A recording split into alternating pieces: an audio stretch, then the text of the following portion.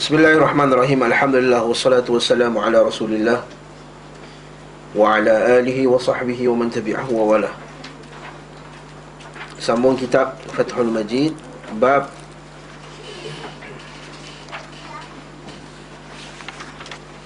taat kepada ulama dan umara dalam mengharamkan yang dihalalkan. Dan menghalalkan apa yang diharamkan bererti mempertuhankan mereka.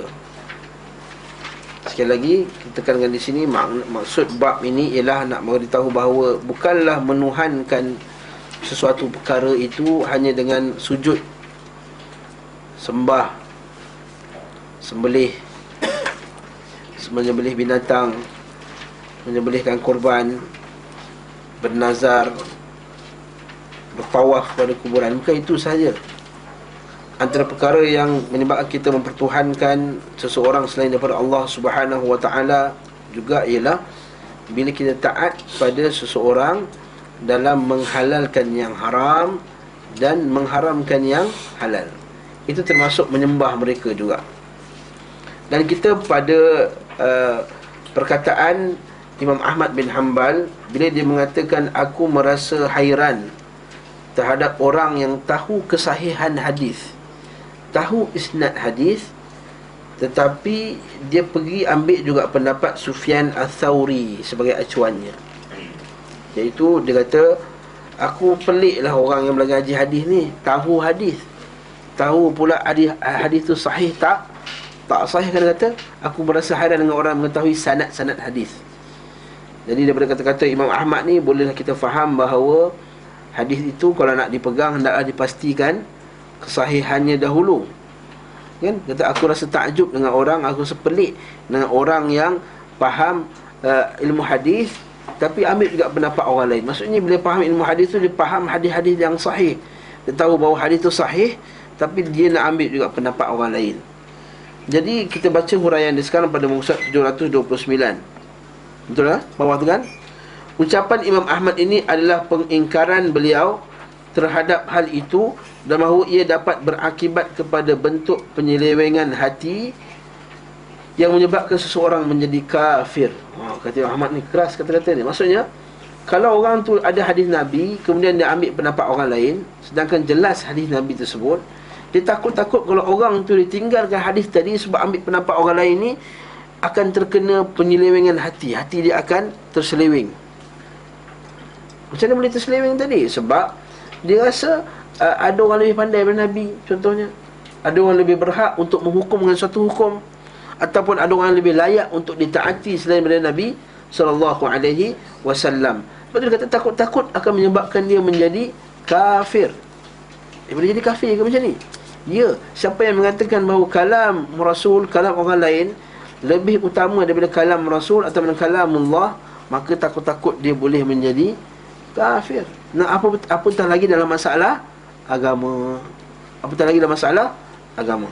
Tapi sekali lagi kita nak bagi balance benda ni supaya kita tak jadi ekstrim sangat lepas ni, iaitu kita kena faham juga dalam masalah memahami hadis tu ulama ada berbeza pendapat. Kemungkinan hadis-hadis tadi sahih, ya betul, tetapi cara faham yang satu ulama lain berbeza dengan satu ulama yang lain terhadap hadis tersebut, lalu menatijahkan perbezaan pendapat. Namun yang dikutukkan oleh Imam Ahmad ini ialah hadis yang jelas, dalilnya, nasnya jelas. Memang ulama semua sepakat terhadap kefahaman tersebut. Ada satu pendapat yang lain, kita kata pendapat yang pelik lah contohnya, kita nak ambil juga pendapat yang lain yang jauh tu. Apa contohnya masalah sekarang yang kita boleh kaitkan dengan isu ni?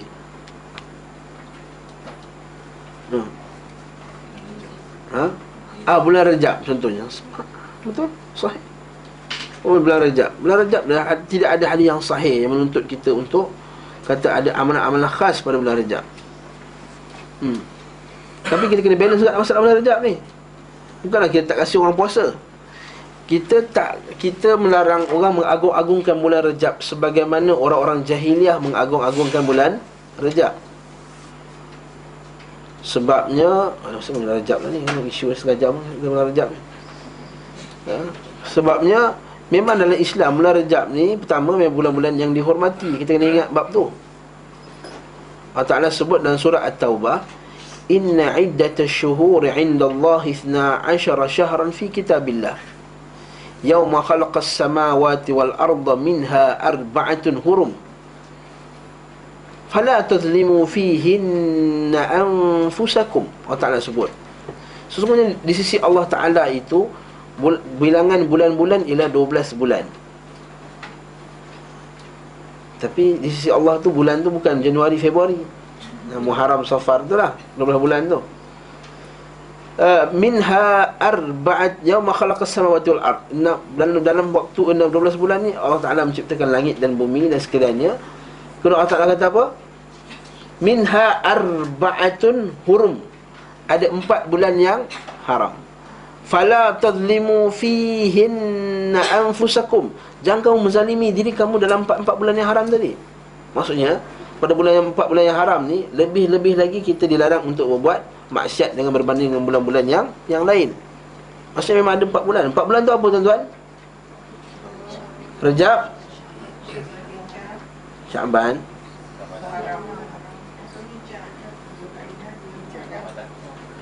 Ramadan, la, Zulqaidah, Zulhijjah, Muharram. Ini 4 bulan haram. Ramadan dia mulia bukan termasuk dalam 4 bulan yang haram ni.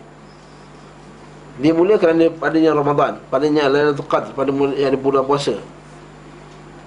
Syaban, wallahu a'lam. Syaban tak ada nas yang jelas kata Syaban ni ada fadilat khas. Ada ke disebut Syaban? Tak. Bahkan Syaban ni pada bulan orang Arab, kenapa nama dia Syaban? Kenapa nama Syaban? Bahasa Arab sebab dia tasya'ab. Kan Nabi kata apa? Sya'bul iman. Al-iman, Sya'bul iman maksudnya pembahagian cabang-cabang iman. Orang Arab bila bulan Syaban ni dia tasya'aba. Tasya'aba maksudnya pun dia keluar balik. Kan bulan Rajab kan dia bagus, dia baik, dia duduk diam je, macam puak mudar. Kan kita baca dulu hadis Sahih Muslim kan, macam mana sebahagian puak daripada Bani Qais datang nak mengaji, dia kata kami bulan-bulan lain tak boleh datang, kami boleh datang bulan Rajab saja. Sebab bulan Rajab ni puak mudar ni baik sikit, puak mudar. Sehingga kan dikaitkan bulan Rajab tu dengan Rajabu Mudar. Dia rekatkan nama Rajab tu dengan Rajab Mudar. Sebab apa? Punyalah bangsa puak mudar ni mengagung-agungkan bulan Rajab. Atas dasar itulah Umar Al-Khattab dia memukul tangan-tangan orang yang mengagung-agungkan bulan Rajab dan berpuasa penuh pada bulan Rajab. Ar-Rajabiyin. Ar-Rajabiyin digelarkan sebagai apa? Ar-Rajabiyin. Itu satu benda. Kita dilarang untuk mengagung-agungkan bulan Rajab macam orang jahiliah.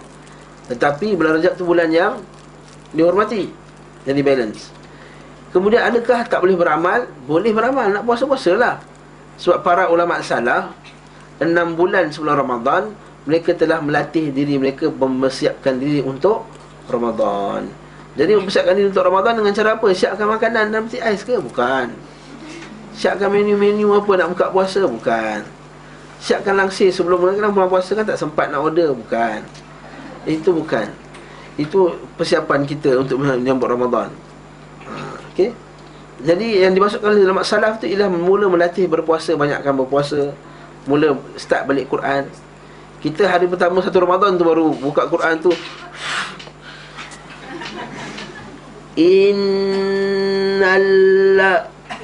sebab dah lama tak baca Quran. Sebab tu kalau tengok mana-mana tadarus hari pertama tu mesti enjin semua nampak panas. Mesti banyak salah. Lepas tu slow. Dah masuk hari ke-10, baru dia semua laju balik. Sebab apa? Semua dah train hari ke-10 hari kan, mengaji Quran, semua dah laju. Sebab tu kita kata para salafus salih dia dah ready sebelum tu lagi. Baca kami di Singapura sebagai ustaz tu, dia buat kelas, kata target kami Ramadan boleh baca Quran. Nampak? Maksudnya persediaan untuk Ramadan lah tu. Sebab tu ada warid dalam sebagian salaf, dia kata Allahumma barikna fi Rajab wa Sya'ban wa balighna Ramadan. Berkatilah kami di bulan Rajab dan Sya'ban, dan sampaikanlah kami pada bulan Ramadan. Memanglah doa itu bukan daripada hadis Nabi SAW, tapi kita itu adalah macam mana para ulama salafus salih, dia mempersiapkan diri untuk Ramadan. Jadi kita kat sini kita balance antara dua puak. Jangan pula bukan hadis. Jadi Umar balikna fi Sya'ban Rajab wa Sya'ban wa balikna Ramadan. Sampai ke kami pada bulan Ramadan. Jadi kita kata yang ni kita nak mempersiapkan diri untuk Ramadan. Untuk Ramadan itu benda yang baik. Jadi kalau start mak kita nak start bulan Rajab, nak start puasa Syaban, untuk apa kata dia dulu? Kalau dia ada i'tiqad bahawa dia kata bulan Rajab ni ada kelebihan tertentu, maka kita kata itu bukan. Itu tidak benar. Bahkan kalau kita kata dia ada i'tiqad bahawa Rajab ni ada fadilat tertentu, maka dia termasuk dalam bid'ah. Sebab takut-takut termasuk dalam bid'ah. Kata takut-takut termasuk dalam bid'ah. Saya cakap takut-takut sebab kita nak hukum dia bid'ah. Orang kata cepat sangat hukum bid'ah ni. Dia takut-takut termasuk dalam hukum bid'ah, kerana menetapkan apa yang tidak ditetapkan oleh Nabi SAW. Dia kata ciri bid'ah ialah kita tetapkan waktu, cara, bilangan yang tidak ditetapkan oleh Nabi SAW, maka itu termasuk bid'ah. Tapi satu part pula yang confirm yang kita boleh engkar terhadapnya ialah penyebaran hadis-hadis palsu ketika bulan Rajab. Ini sangatlah kita patut mengengkarinya, menentangnya dengan sepenuh jiwa kita. Iaitu seperti mana disebarkan ada tu buku tu oleh penulis dia. Saya jumpa dekat kedai makan apa apa tu? Wak Chai. Dia pergi letak kat tepi tu buku. Dululah, ini cerita dulu ni. Dia nampak buku tu, bila buka, Allahu Akbar, malam pertama, siapa puasa pada hari pertama bulan Rajab, pahala dia sekian-sekian. Siapa puasa pada hari kedua, pahala sekian-sekian. Buku yang banyak dijual-jual di Jalan Tunku Abdul Rahman tu. Okay. Dan yang satu lagi ialah amalan menyambut Isra' Mi'raj pada 27 Rajab. Ini juga ulama-ulama, kalau kita buka kitab sirah, ulama ada khilaf berkenaan bilakah tarikh sebenar berlakunya Isra' dan Mi'raj. Dan sekiranya benar sekalipun pada 29 Rajab, bukanlah satu benda yang kita raikan pada bulan Rajab ni. Kita raikan Isra' dan Mi'raj. Kita pelik tu. Bila kita menghukum bahawa Mother's Day tu tak boleh nak diraikan, kita kata boleh Isra' Mi'raj boleh diraikan pula. Adakah bila brand di Islam dia nama jadi brand tu jadi dia halal? Berarti kita kata tukar Yaumul Yaumul Hari Ibu. Tukar bahasa Arab. Bawakan nasyid dia, background dia Arab apa semua. Adakah lepas tu dia boleh? Dia kata tidak, sebab hari Ibu ni tersyabuh bil kufar. Mengingatkan, adakah mengingatkan Isra' Mi'raj buat tersyabuh bil kufar ustaz? Tak sama. Dia kata belum dia start lah hujah. Dia kata tak sama dia. Memanglah Isra' Mi'raj tak sama dengan hari, tapi kita kata memperingati hari-hari tertentu ni ada ke dalam Islam, kecuali pada hari yang telah ditetapkan oleh Nabi SAW. Perbuatan memperingati hari tadi. Kita bukan nak samakan Isra' Mi'raj dengan Mother's Day tu. Perbuatan memperingati hari-hari tertentu dalam Islam yang tidak disyaratkan oleh Nabi, itu tiru tak? Jelas tiru. Tasyabbuh bil kufar juga, niru. Wallahu ta'ala alam bisawab. Jadi kat sini bahasa tu jelas lah. Bila Nabi melarang untuk menyebarkan hadis palsu, dia kata tak apa, hadis palsu kalau niat dia baik, tak apa. Ini nampak tak? Itu juga yang saya sebut dalam kuliah yang lepas tu. Bila ulama hadis dah hukumkan dia dhaif, lemah apa semua, sepakat. Kemudian datang Tok Syekh dia mimpi kata hadis tu sahih, jadi sahih hadis tu. Jadi ini kata benda yang sangat kita tak setuju. Kemungkaran ini telah merasuki banyak orang, khususnya orang-orang yang mengaku mempunyai ilmu. Dia kata mengaku. Masya Allah, Imam Ahmad ni keras kata-kata dia. Okay. Mereka telah membentangkan tali untuk menghalangi pengambilan dalil dari Quran dan Sunnah. Macam setengah orang lah. Oh, puak-puak ni sikit Quran, sikit hadis, sikit Quran, sikit hadis. Susah mereka ni, sikit dalil. Macam belut, dia kata. Saya tak nak sebutlah nama dia. Puak-puak ni macam belut. Susah. Belut kan licin. Ya, nak merujuk kat kita lah sebenarnya. Bila dia buat benda pelik, kita kata, apa dalilnya ustaz? Mana ulama hukum dengan benda tu ada ke tak ada? Buat-buat ni sikit dalil, sikit-sikit dalil. Dia bukan Quran Sunnah je, ijma' qiyas tak pakai. Dia kata, buatlah ijma' qiyas yang kata perbuatan tu ada. Dia kata puak-puak ni menolak ijma' dan qiyas. Kata, La haula wala quwwata illa billah. Kita kata Quran, sunnah, ijma', qiyas. Kat mana ada Quran, sunnah, ijma', qiyas pergi tawaf kubur ni? Mula-mula kita kata kita kena ikut Quran dan sunnah. Jangan mana ada Nabi tak buat pergi tawaf kubur. Tengok apa buat ni.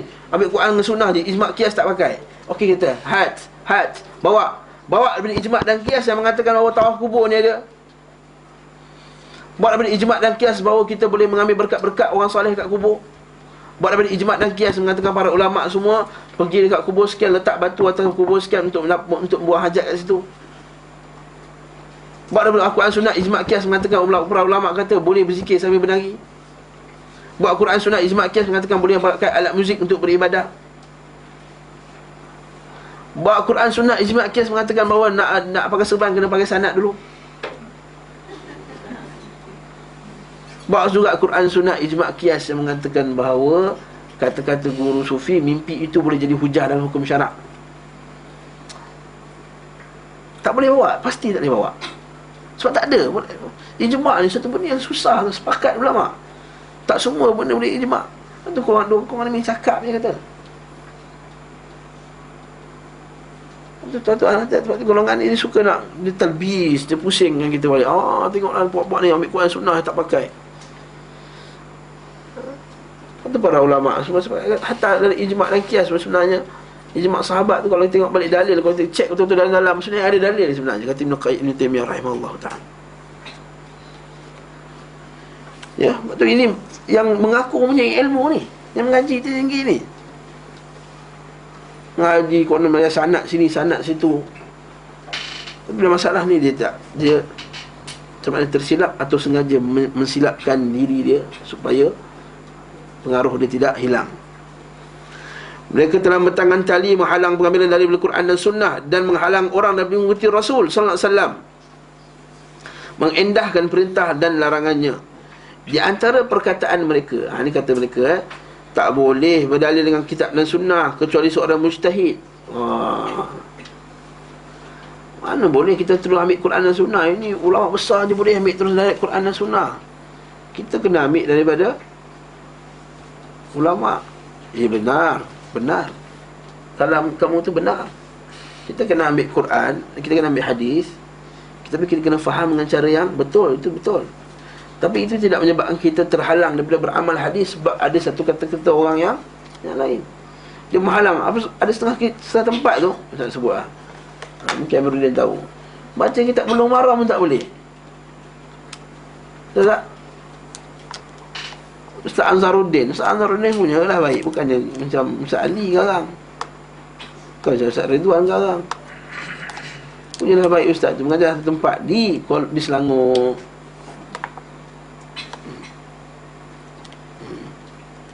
Di waktu pemerintahan reformasi, era pasca reformasi, pun tak boleh mengajar je. Alasan dia, mana boleh baca Bulughul Maram terus. Bulughul Maram ni untuk orang high level. La ilaha illallah. Nampak sangat tak mengaji. Bulughul Maram ni ialah kita asas untuk orang belajar hadis. Kalau kita baca Arba'in Nawawiyah, 40 hadis Imam Nawawi. Lepas tu Bulughul Maram, lepas tu Umdatul Ahkam. Kalau kita Syafi'i, Bulughul Maram. Bulughul Maram ni ringkas. Bila ustaz tu nak bawa, dia tak boleh. Sebab apa? Sebab apa dia tak boleh? Sebenarnya tujuan dia nak halang daripada perbincangan hadis dalam kitab tersebut. Bila bincangan hadis, maka kita akan terbuka pendapat. Kita akan belajar banyak pendapat. Hatta dalam mazhab Syafi'i pun ada pendapat yang banyak. Yang kita ambil satu aliran daripada mazhab Syafi'i saja. Bahkan yang telah dihybridkan dengan amalan sufi Melayu. Faham maksud saya cerita ni? Faham tak ni? Tahu tak? Amalan akidah mazhab Syafi'i yang telah dihybridkan dengan akidah sufi, campur tarikat, campur Habib, campur suka tu Syafi'i. Bila kita tahu, bukalah kitab Imam Nawawi balik. Bukan kita Kifayatul Akhyar balik. Ada ke sebut benda-benda ni? Tak ada. Kata itu lain. Ini Imam Syafi'i juga. Satu kitab Ibn Hajar Al-Asqalani, Bulughul Maram tidak dibenarkan mengajar. Masya Allah. Sedangkan kitab tu mendekatkan kita kepada mazhab Syafi'i melalui dalil. Ya benar, kita sebenarnya kita kena mendidik masyarakat kita dengan mazhab yang telah terbina di atas ni dulu, supaya masyarakat tak confuse. Maksudnya memang kita cara mengajar fiqh ialah kita biasakan. Maksudnya kalau kita mazhab Syafi'i, kita mengaji mazhab Syafi'i dulu, tapi mazhab Syafi'i dengan dalil. Itu cara yang betul mengajar fiqh. Lepas tu baru kita boleh buka ke mazhab yang lain, supaya orang tahu, oh, mazhab Syafi'i pun ada dalil, mazhab lain pun ada dalil. Kadang-kadang kita tersilap langkah tak? Kadang-kadang kita sebagai pejuang sunnah kat Malaysia ni, dia tersilap langkah. Dia terus terjun ke hadis, kemudian bila lain dengan mazhab Syafi'i, orang kata tengok mazhab Syafi'i tak ada dalil.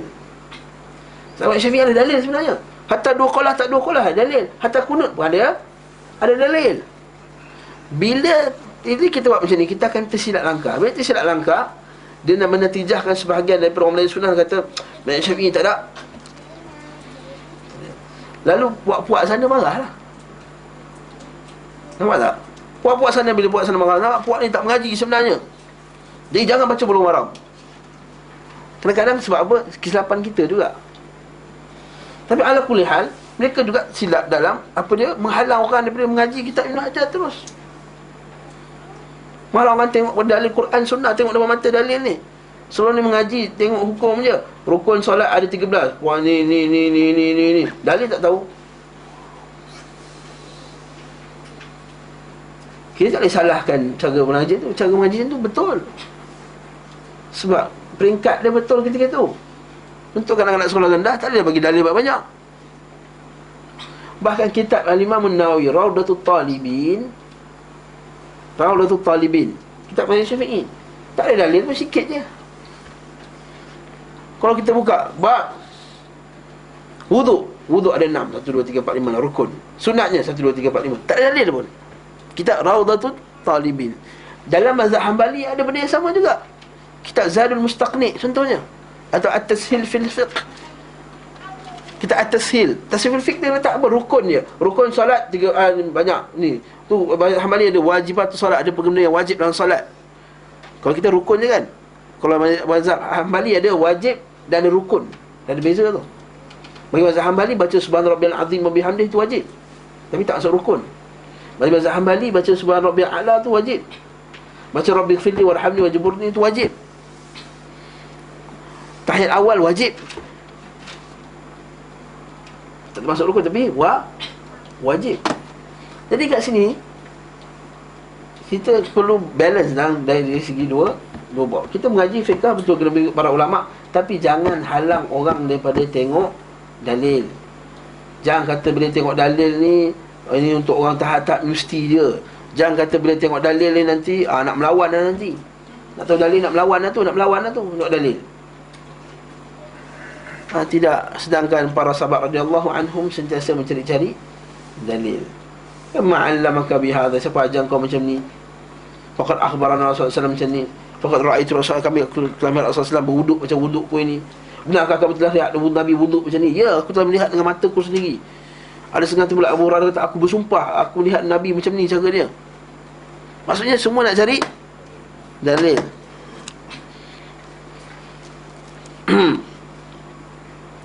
Dan mereka berdalih, kata ijtihad telah terputus, kata tak boleh lagi dah keluarkan hukum baru, ijtihad dah putus. Dan mereka berdalih orang ini yang kamu bertaklid kepadanya adalah orang yang lebih mengerti hadis dengan nasih dan mansuh yang lain. Maksudnya kata, kau nak pergi tengok hadis ni, kau ni alim ke? Gitu.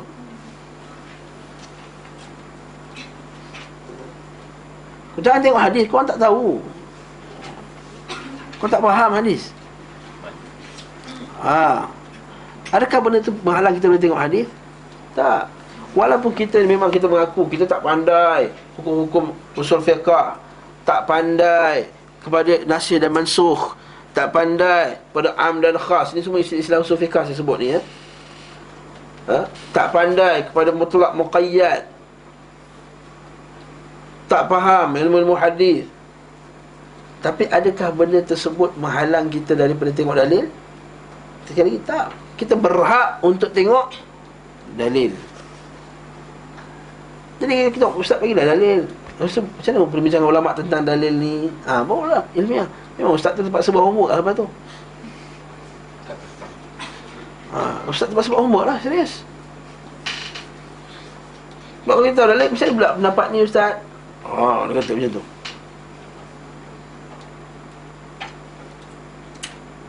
Buat dua pendapat. Setengah orang suka tampal, jangan minum diri, sampai minum diri maka syaitan semua. Sekali orang tanya balik, macam mana ustaz ada hadis yang Nabi sampai minum diri? Kalau dia tak mengaji betul-betul, dia akan hadis tu dhaif. Pandai-pandai pula hadis tu dhaif. Hadis tu sahih. Tak banyak lagi dah bab-bab yang lain. Jadi lepas tu baru kita mengelabah. Ustaz dah gelabah boleh buat homework. Bila buat homework jadi alim lah, masyarakat alim. Faham tak masalah ni?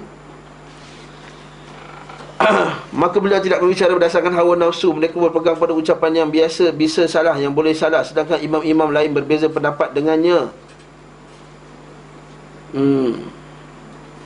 Kadang kata ulama-ulama ada pendapat dengan dalil, kerana seorang imam siapapun hanya memiliki sebahagian ilmu sahaja, tidak seluruhnya. Kemudian kata yang wajib bagi atas setiap mukallaf. Mukallaf maksudnya apa? Islam balik berakal. Yang wajib di atas setiap mukallaf, jika telah sampai kepadanya dalil dari kitabullah dan sunnah rasulnya, dan ia memahami erti-ertinya, hendaklah ia mengambilnya dan mengamalkannya. Nampak? Sampai hadis, kitab, dalil Quran dan sunnah, memahami erti-ertinya. Syaratnya apa? Yang kedua, faham. Jangan pula tak faham. Tak faham tak boleh beramal dulu, kena faham dulu. Dan faham pula dengan cara faham yang sahih. Faham bukan cara faham kita sendiri. Faham ialah faham macam fahamnya para salafus salih. Faham macam mana para ulama awal ala ra'sihim dan seperti sahabat dan lain-lain tu faham terhadap dalil tersebut. Kita baca, kita buka tafsir. Apa kata ulama 1, ulama 2, ulama 3, ulama 4, dalil mereka 1, 2, 3, 4. Ulah ustaz, leceh lah ustaz mengaji macam tu. Penat. Kalau penat, bukan satu mazhab Syafi'i dengan dalil. Habis cerita. Kalau tak rasa tak sanggup nak mengaji macam tu, kalau penat banyak dalil ke pening. Ustaz Ridwan mengajar buat pegang anjing ni dah pening dah. Betul tak? Saya Maridin. Kesimpulan ni boleh pegang tak boleh pegang? Khilaf. Pandai dia apa tu? Bagus tu. Ini jawapan selamat namanya. Boleh kata ni apa, anjing kena samak ke tak sama anjing? Khilaf. Khilaf lah tu. Tak kisahlah, kelas. Jadi kita kata kalau tak sanggup nak belajar macam tu, baca satu mazhabnya, kemudian dengan dalil, habis. Yang penting ngaji dengan dalil. Lepas tu nasihat kita, kalau kita nak belajar Syafi'i, belajar fiqhul manhaji contohnya.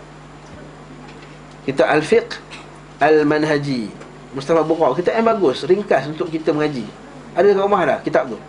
Beli 300 lebih je, yang diterjemahkan oleh Dr. Zulkifli Al-Bakri. Sangat cantik. Siap dia ada mukaddimah lagi dalam tu, mukaddimah asas berkenaan dengan mazhab Syafi'i, istilah mazhab Syafi'i.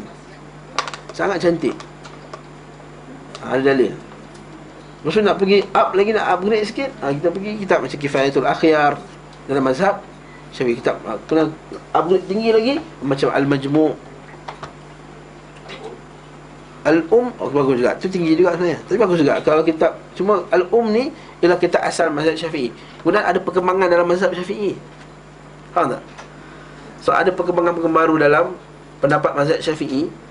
Lalu ada pendapat yang macam dalam kitab Al-Um tapi tak ada dalam, ada pendapat yang dalam mazhab Syafi'i tapi tak ada dalam kitab Al-Um. Okey. Wallahu a'lam. Jadi itu cara dia mazhab Syafi'i. Bila kita faham itu, kita sebenarnya mazhab Syafi'i ni taklah macam orang kata. Setengah orang ekstrim kata mazhab Syafi'i tak ada dalil apa. Tidak, ada dalil. Hatta air dua kolah tak dua kolah tu, air apa mustamal tak mustamal, bukan mazhab Syafi'i ala rajban bil ghaib, maksudnya main teka macam tu je. Ada hujahnya. Kenapa mazhab Syafi'i kata sentuh perempuan batal? Ada hujahnya, tuan-tuan. Ustaz ni cuba nak confusion kami. Ustaz, kami mengaji lain. Mengaji dengan ustaz sunnah semua kata tak batal. Tak batal bukan perempuan. Sebab apa saya nak kata ni, kenapa saya timbulkan balik-balik? Supaya kita, sebelum kita nak kritik mazhab Syafi'i tu, kita perlu faham mazhab Syafi'i tu dulu. Ini baru mengajar satu kitab Umdatul Ahkam tu nak bantai mazhab Syafi'i. Geram ke aku? Bukan kita, jadi kita zalim. Macam mana mereka bantai kita tanpa ilmu. Maksudnya hentam Wahabi ni sekian, Wahabi ni sekian pun sekian kita. Kita juga marah kepada orang yang geng kita sendiri yang hentam mazhab Syafi'i dan tak ada keadaan dia tak faham sebenarnya mazhab Syafi'i tu.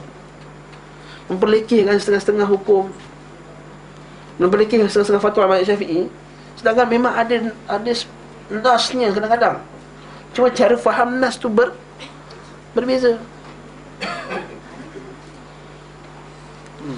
Dia faham tadi? Tapi dia banyak yang kutuk yang hybrid tu Ustaz, bukan? Ya, Alhamdulillah. Yang kutuk tak masalahnya ada berlaku. Kalau kita buka Facebook ada yang terajak terlebih. Betul, Alhamdulillah. Kita puji semangat dia, hamasah ala Quran dan Sunnah. Kita puji semangat atas Quran dan Sunnah. Tapi sebelum nak ke depan satu langkah lagi, nak kritik pada pada benda mazhab, hati-hati dulu. Pastikan pendapat kamu ni, pendapat yang sebelum kamu kritik ni, pendapat yang memang betul-betul tak ada mazhab Syafi'i. Dan bukan pendapatnya mu'tabar. Sekiranya memang pun mazhab Syafi'i sekalipun, kita kata cara kritik dia pun berbeza. Katakanlah mazhab Syafi'i tu memang silap dalam cara mazhab, tak boleh kita kritik dia macam kita kritik bid'ah. Tak sama tuan-tuan. Hormat tarahum banyak ulama. Hatta kalau khilaf ni pun ada banyak khilaf kan. Ada khilaf yang lemah, pendapat tu lemah, pendapat ni kuat. Cara nak kritik pendapat yang lemah tu pun bukan macam kritik bid'ah. Ada setengah orang kata, masjid tu buat kunut lagi. Macam mana tu? Masjid tu kata masjid sunnah buat kunut. Itu yang kita marah tu. Ustaz ni kata sunnah baca bismillah kuat. Nampak tak cara berfikir? Kata sunnah tapi baca bismillah kuat. Habis tu tak baca bismillah kuat, tak sunnah ke? Ini problem sekarang. Takkan istilah tak sesuai terlebih sunnah tu bahaya kan tu. Takut nanti kan nanti konotasi pada sunnah tak elok. Mereka kata dekat sini bahaya tak betul lah macam ni. Jadi benda yang bid'ah, benda yang bukan macam solat raghaib pada bulan Rajab ni. Ada amalan bagi solat raghaib, iaitu pada malam Jumaat yang pertama dalam bulan Rajab ni didirikan 12 rakaat solat.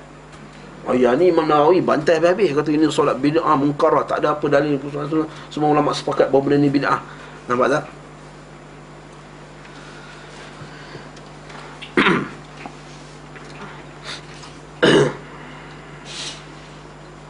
Yang wajib atas setiap mukallaf jika telah sampai kepadanya dalil di kitabullah dan sunnah rasulnya dan ia memahami erti-ertinya, hendaklah ia mengambil dan mengamalkannya meskipun ada yang menentangnya. Itu tu benda lah. Bila kita pakai dalil, kita dah yakin dengan dalil, ada orang tentang, kita diamlah, kita kata tak dalil, ada nas ada. Di setengah-setengah tempat bila kita katakan Nabi SAW melarang membuat buat halaqah ilmu sebelum solat Jumaat, kan semua dah jadi trend. Maka ramailah bila kita bawa ni kat masjid, kata tak payah buat lagi lah. Dan dia kata, itulah peluang kita nak ambil. Macam orang tengah ramai datang masjid apa semua. Nampak tak? Menentangnya dengan apa? Qiyas akli, qiyas akal. Waktu Ibn Taymiyah rahimahullah kata, para ulama salaf, tentunya sahabat, mereka tidak akan menolak hadis Nabi sallallahu alaihi wasallam dengan qiyas akli, dengan qiyas akal, dengan pendapat-pendapat akal, dengan istihsan akal mereka, dengan apa yang mereka nampak baik. Kalau bertentangan dengan nas, dari segi nampak baiknya, nampak baiklah, orang tengah ramai, tentu tazkirah bagus. Tapi bertentangan dengan nas tak? Bertentangan dengan nas je lah. Nas kali tak boleh buat halaqah ketika sebelum solat Jumaat. Apatah lagi nak dekat-dekat. Yang tazkirah ni lagi dekat, 10 minit sebelum azan, 20 minit sebelum azan. Kalau dia buat awal-awal, mungkin ada khilaf lagi. Kalau pukul 11 ke, ada perbincangan lagi kat situ. Tapi kalau buat awal-awal ni, akhir-akhir, Tapi itulah ustaz nak beritahu sirah. Kita kata, kamu tak gunakan khutbah. Mungkin khutbah pertama tu khutbah kerajaan kan. Betul. Perempuan mungkin jarang-jarang dengar khutbah. Saya sekali dengar khutbah. Tapi yang lelaki ni tahu. Khutbah pertama khutbah kerajaan. Confirm. Khutbah kedua tu selawat je. Doa je. Betul tak? Dia starting Alhamdulillahirrabbilalamin. Innal hamdalillah nahmaduhu wa qala Allah Ta'ala. Macam satu ayat dia cukup syarat je. Itu yang Syekh Salman Najib tegur tu. Tengok qala kata innallaha malaikatahu. Orang dah tahu dah nak habis dah.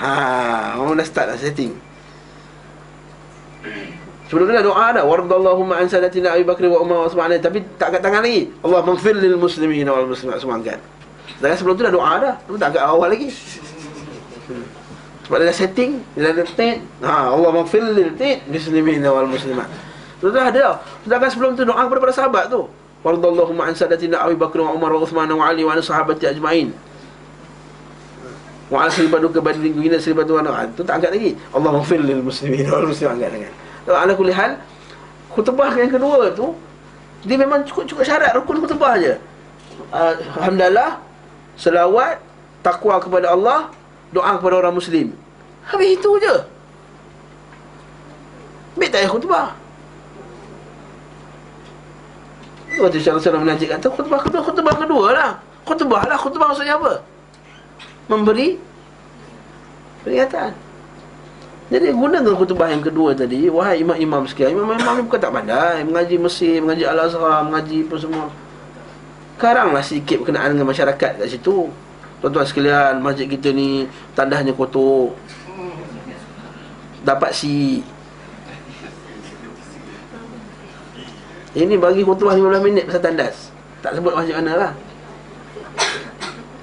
Sebelum khutbah tu ada batu kerusi masjid naik. Masjid kita ni alhamdulillah dapat A. Beribu duit dah habis dah nak buat tandas baik. Jadi tuan-tuan sekalian, kita nak kekalkan supaya tandas kita A ni. Ini mula khutbah pasal tandas. Sebelum khutbah yang sebenar. Janganlah pijak atas tandas tu, nanti ke tepi-tepi tu kotor. Mula cerita-cerita benda tu lah. Anak-anak muda ni perempuan-perempuan cerita-cerita 15 minit. Allah, kita pun sebelum khutbah sebenar tu. Lau antum ta'lamun, kalau tuan-tuan tahulah kat mana tempat ni masjid saya masuk kan. Lepas tu masuklah benda ni lah khutbah yang kedua. Kan senang. Islam mengajar kita menjaga kebersihan. At-tuhur syatrul iman. Innallaha karim yuhibbul karam. Innallaha jamil yuhibbul nadhaf. Ada riwayat Tirmizi, Allah Ta'ala suka benda yang bersih. Fa'andhifu afniyatakum, maka bersihkanlah kawasan-kawasan kamu. So syaitan tu suka bagilah khutbah buat kenaan. Lepas tu jagalah tandas, cerita tandas ni apa semua, maka buatlah khutbah kat situ.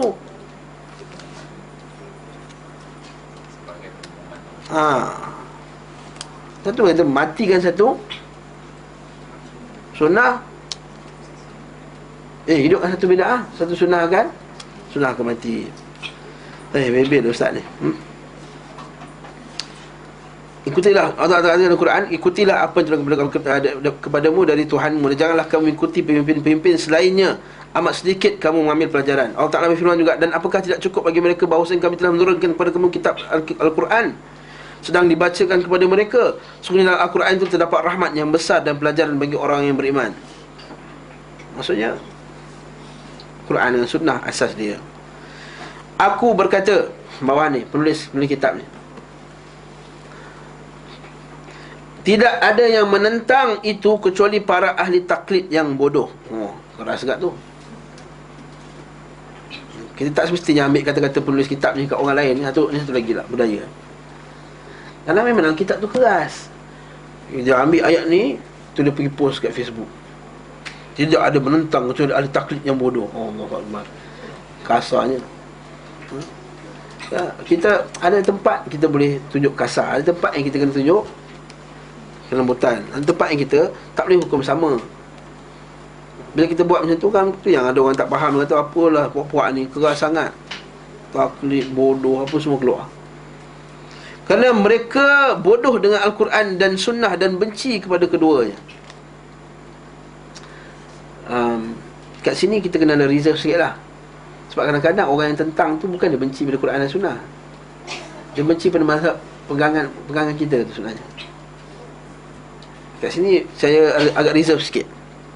Memang ada yang benci terhadap Quran dan Sunnah, saya tak nafi, memang ada orang benci terhadap Quran dan Sunnah. Sebab apa? Kalau Quran dan Sunnah ni mengajak kepada yang sahih amalan mereka, akan menentang amalan-amalan mereka yang tak betul tadi. Tapi ada golongan yang bukannya dia benci terhadap Quran dan Sunnah, tapi dia benci terhadap cara kaedah kita, manhaj kita dalam beragama. Jadi kita kena reserve sikit kat situ. Faham tak maksud saya? Faham tak?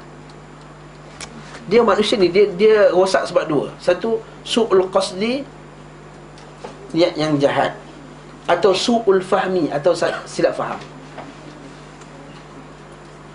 Kalau kita tengok orang tu, dia buat benda yang salah, sama ada su'ul qasdi atau su'ul fahmi, salah faham atau salah niat. Salah faham, niat dia baik sebenarnya, niat dia ikut Quran dan Sunnah, tapi dia salah faham. Salah faham dalil contohnya. Contohnya macam orang awam, dia kata cara nak sayang Nabi tu yang berkasidah tu. Dia niat dia baik tak? Niat dia sayang Nabi, tapi dia su'ul fahmi, salah faham terhadap cara nak berzahirkan kasih sayang kepada Nabi SAW. Kemudian ustaz kutuk-kutuk tu, saya kutuk yang kepala-kepala mereka ni, yang su'ul qasdi, niat jahat ni. Sebab para ulama mereka bukan tak ada kitab boleh baca, mereka lebih faham Arab daripada saya. Dan sebagai ustaz sini lebih faham lagi, bahkan mereka Arab. Tapi mereka sengaja tak nak tengok pada pendapat tersebut kerana nak mempertahankan amalan-amalan yang mereka telah amalkan semenjak beratus-ratus tahun.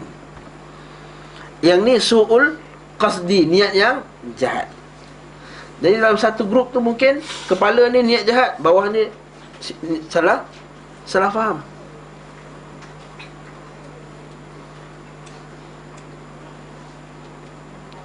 Seperti orang awam Syiah sebagainya. Bagi orang awam Syiah tu yang tak mengaji tu, tak faham pun, dia ikut je.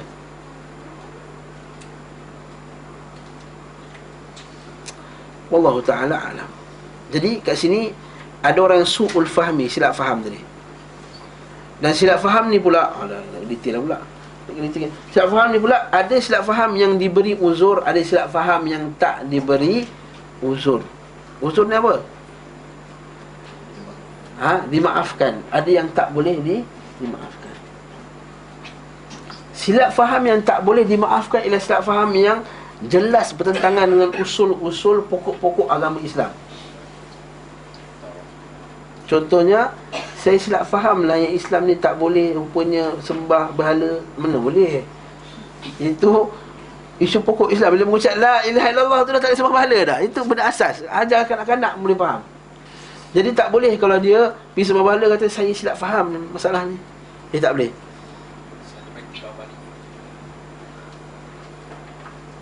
Pun tak boleh. Tak termasuk dalam uzur juga. Ataupun mungkin boleh masuk uzur, Wallahu a'lam. Tanya ulama lah. Saya bukan ulama. Tanya ustaz lagi alim ni. Yang diberi uzur dan silap faham ni ialah dalam masalah yang lebih detail lah. Contohnya apa? Masalah akidah yang lebih detail. Apa tentang akidah yang lebih detail? Masalah akidah lebih detail. Adakah iman ni naik dan turun? Dia tak tahu yang iman ni naik dan turun. Maka itu masalah akidah yang detail, yang kalau tak datang padanya dalil, dia takkan tahu.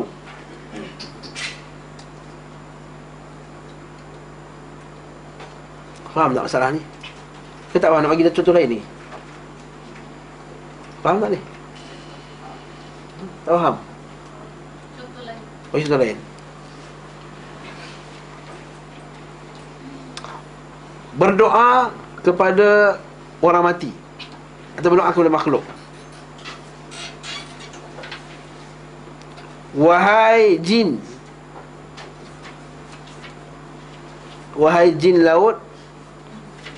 berikan kami ikan yang banyak ketika kami tangkap ikan. Yang ini diberi uzur tak? Tak diberi uzur. Syirik besar ni tidak diberi uzur. Bahkan dia jatuh dalam syirik, dia kena bertaubat kalau dia jatuh. Tak nak banyak. Itu faham tak? Jelas. Maksud bila mengucap la ilaha illallah, aku tiada yang layak disembah melainkan Allah Ta'ala. Memang dia tak boleh sembah benda lain lah. Dia tak boleh sembah pokok, tak boleh sembah batu, tak boleh sembah ni, tak boleh sujud ke orang, tak boleh sembah manusia. Masalah tu masalah yang jelas. Yang kalau dia mengucap tak boleh lah. Kan kita hari pertama kita belajar sekolah-sekolah kan, masa sekolah rendah, ucap la ilaha illallah, tak boleh sembah yang lain, tak boleh sembah berhala, tak boleh. Nampak tak? Masalah tu jelas. Hantar masuk Islam mula-mula dulu. Jelas tak masalah tu? Masuk Islam ucap la ilaha, tahulah tak boleh sembah, tak sembah berhala. Jadi kalau sembah berhala, dia kata saya silap faham lah, boleh tak alasan? Diberi unsur tak? Tak diberi unsur. Tapi sekiranya dia belum masuk Islam, tiba dia kata pakai tangkal, pakai gelang nak bagi kuat contohnya. Dia tak tahu, dia kata pakai tangkal tak, saya Allah Ta'ala punya kuasa, tapi tangkal ni ada special power. Ini diberi unsur tak? Diberi unsur tak? Diberi unsur tak?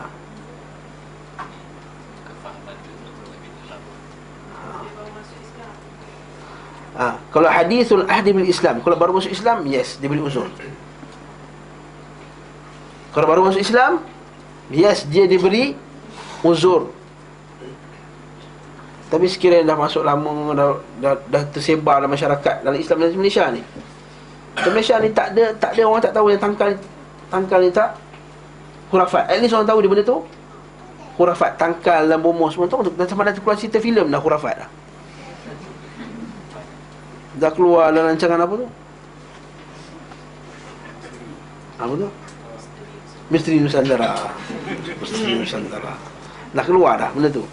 Dah ada rancangan TV apa, TV9 ke apa, berkenaan dengan ni. Maka kat sini diberi uzur tak? Tak diberi uzur. Su'ul fahminya tidak diberi uzur. Tawaf kubur dan semuanya tak diberi uzur. Seperti yang memperlekehkan Nabi SAW tak diberi uzur dalam zaman ni. Ya, faham masalah ni, tuan? Rahimakumullah. Berlaku sejak akhir ni berlaku isu ni dalam geng-geng ustaz ni lah, isu uzur tak diberi uzur ni. Sebab kalau tak faham betul-betul masalah ni, kita akan beri uzur pada orang yang tak patut diberi uzur. Ataupun kita tak memberi uzur pada orang yang patut diberi, akhirnya kena pukul pak dekat kafir terus, sedangkan dia tak sampai padanya hujah yang kuat dalam masalah tersebut. Tak apalah, kalau tak faham, kuliah minggu depan detailkan lagi.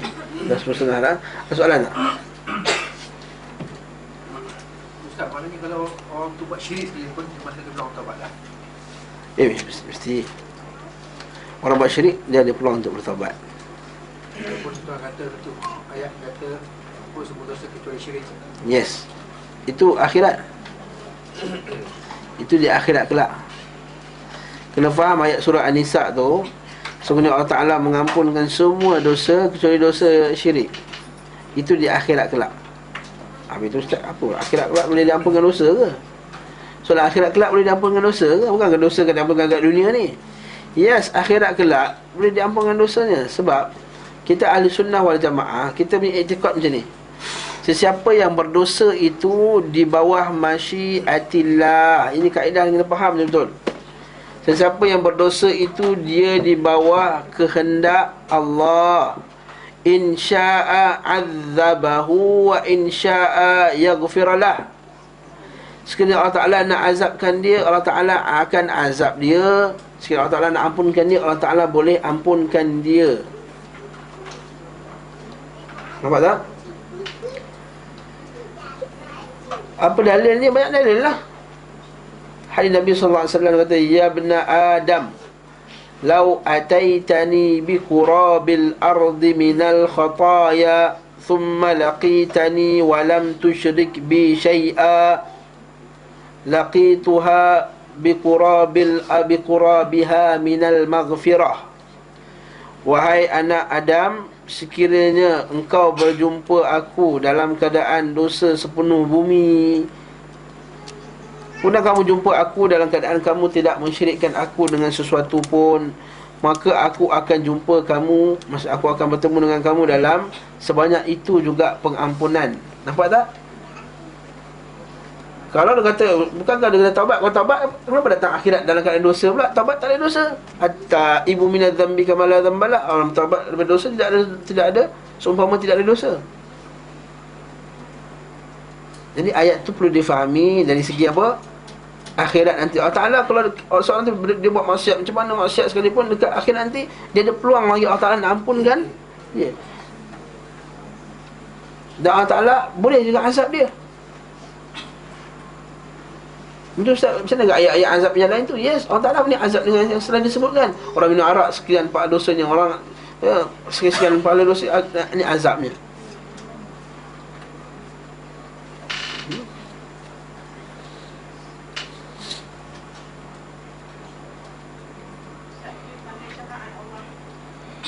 Ya? Itu syafaat ni isu lain. Syafaat ni isu lain. Apa syafaat Nabi tu semua isu lain lagi. Sebab setengah-setengah mazhab, seperti mazhab Mu'tazilah, kita ada akidah ni. Dia kata Allah Ta'ala kalau azab, Allah Ta'ala confirm azab, tak ada chance lagi nak ampunkan lagi dah. Sebab tu bagi mereka, orang buat dosa terus confess. Mu'tazilah dengan Khawarij sama dari segi bahawa orang yang buat dosa besar tu dia akan kekal dalam neraka, cuma nak menamakannya di dunia je mereka berbeza. Orang Khawarij namakan orang buat dosa besar kat dunia ni kafir. Adapun Mu'tazilah menamakan pembuat dosa besar ni di dunia dengan nama manzilatun baina manzilatain. Antara dia tak kafir, dia tak Islam. Tapi dekat akhirat mereka sepakat dalam masalah bahawa dua-dua sepakat bahawa pembuat dosa besar kafir. Allah Ta'ala wajib azab dia. Allah Ta'ala wajib. Sebab tu terkenal di kalangan kitab-kitab Mu'tazilah ni, wajib bagi Allah sekian, wajib bagi Allah sekian.